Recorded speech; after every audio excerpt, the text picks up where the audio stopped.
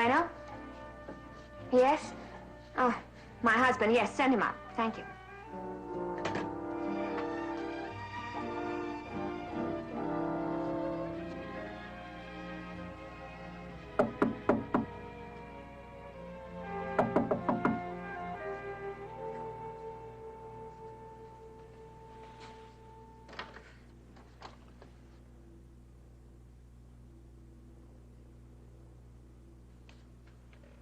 Everything is signed. Your divorce is now final.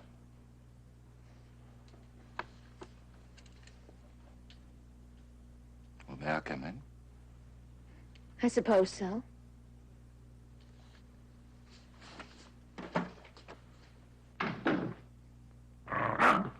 You know, that dog used to like me. Well, Pudding's very sensitive to my feelings. Well, aren't you going to offer me a drink? I hadn't thought about it. But now that I do, I can't think of a reason why I should. You know, Rhona, people can get divorced without actually hating each other. Oh, can they? I don't see how. That's the reason most people get divorces, isn't it? Not necessarily. At least, I can only talk for myself.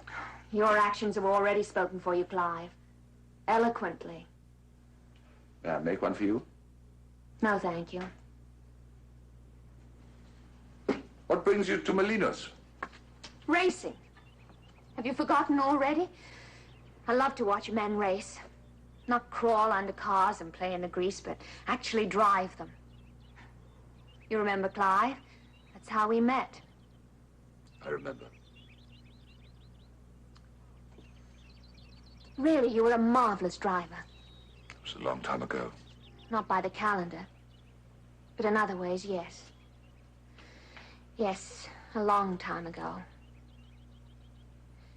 Now, what brings you here? You wanted the divorce papers signed.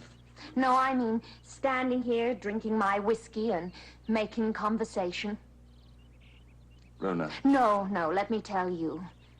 You're trying to decide whether I'd really do something evil to your precious cause. I didn't even know you knew about that. Oh, I know. I know many, many things, but you don't, do you, Clive? I didn't think that you could be behind anything like that. Oh, why not? After all, look what you did to me. Rhona, we've talked about that too many times. Well, maybe it was my pride that stopped me before. But now that I'm completely free, I want you to hear the truth. For the first and the last time. When I fell in love with you, you were a 20th century knight, a wild man who drove wild cars and lived right on the edge of death. Then we got married and... Oh, was this wide-eyed little girl ever in for a shock. I found out you weren't a knight, but a mechanic, and a very ambitious one. You ingratiated yourself with the owner of the Mastin factory, my father, and you began seeing me as often as a maiden aunt to whom you had some dreary obligation. But it all paid off, didn't it? My father died and you got yourself a factory. Well, if that... As far as I'm concerned, you're one step removed from a pickpocket. Only it's down, not up.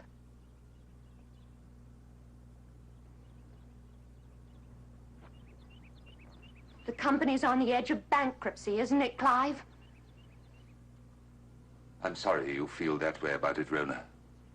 Because you're wrong. About me and about yourself. I won't try to explain my motives because you're too sure of them already. But there is one thing I'd like to explain that you don't understand. You say you hate weak men, but a weak man is the only kind that you could ever live with. One who would devote himself exclusively to you. That's not true. The kind of true. man you think you'd like lives for two things, the woman he loves and his work. Sometimes he devotes too much time to his work, sometimes much too much time. In my case, I had a car on my hands that was threatened with extinction. I had to do what I could to keep it alive. And I neglected you. But I'd do it all again, Rhona. All of it. Because I am what I am, and I'm not going to change for anyone. Not even the woman I love. Oh, you're very persuasive, Clive. But then you always were. Thank you for the drink.